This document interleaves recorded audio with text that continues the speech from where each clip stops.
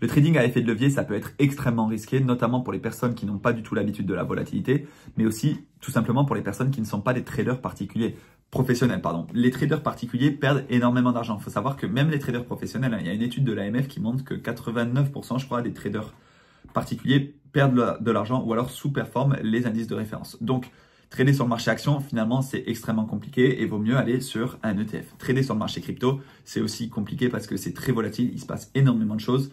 Et donc, parfois, vaut mieux investir à moyen long terme plutôt que d'essayer de jouer la courte volatilité. Attention, je ne dis pas qu'on ne peut pas être rentable sur le trading. Il y en a qui le sont et il y en a qui font ça extrêmement bien.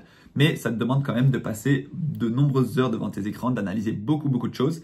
Et ça ne veut pas dire non plus qu'on ne peut pas faire d'analyse technique. En fait, dans mes vidéos quotidiennes sur le marché crypto, des fois, je vous parle un petit peu d'indicateurs techniques. Je fais assez peu d'analyse technique, mais sur un moyen long terme, on peut faire quand même une certaine analyse graphique. On peut regarder le RSI, on peut regarder le MACD, on peut regarder des indicateurs assez simples, mais qui historiquement fonctionnent plus ou moins sur le moyen terme.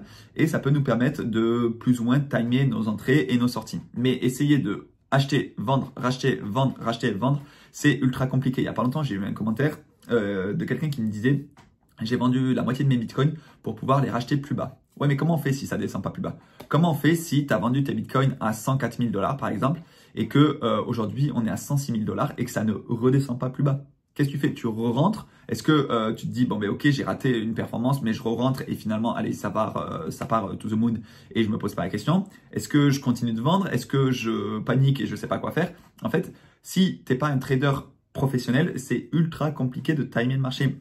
Donc moi, personnellement, il y a une période sur plusieurs mois où je vais rentrer par DCA et il y a une période sur plusieurs mois où je vais sortir par DCA. Plusieurs mois, voire quelques semaines en fait sur la sortie parce que ça peut être très rapide quand j'estime qu'on a plus ou moins atteint le top du bull run, en tout cas un niveau de surchauffe. Et encore une fois, vous n'aurez pas le top tout comme vous n'aurez pas le bottom. C'est extrêmement compliqué ou alors ce sera un coup de chance. Mais voilà, pour moi, il ne faut pas essayer de timer le marché quand on est investisseur débutant. Et deuxième chose, se perdre avec du trading à effet de levier. Faire du trading tout court déjà sur le marché des crypto-monnaies, selon moi, c'est assez risqué. Mais faire du trading à effet de levier, ça reste quelque chose qui est ultra volatile, qui est ultra rapide.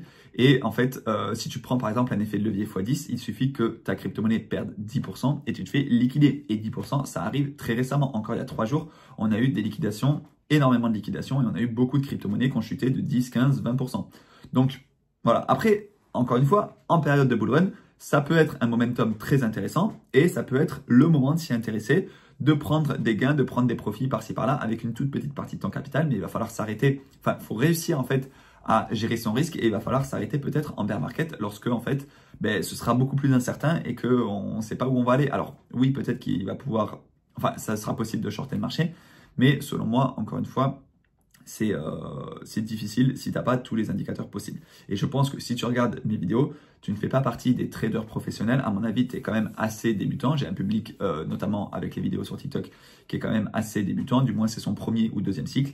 Et pas forcément un public de traders. Donc, faites attention aux effets de levier. Ça peut être intéressant sur une toute petite partie, une infime partie de votre capital, où vous vous dites, ça ok, je m'amuse, je suis prêt à le perdre et j'y vais. Mais sur la grande partie de votre capital, pour moi, c'est l'investissement spot sur le moyen terme. Voilà, si vous avez des questions, ça se passe en commentaire. Vous avez tous les codes de parrainage dans la description, par exemple des comptes sur Binance, sur Swissbox, sur Coinbase, etc. Tout ça, vous avez des frais qui sont réduits ou des primes à l'ouverture. Et on se dit à très bientôt pour une prochaine vidéo.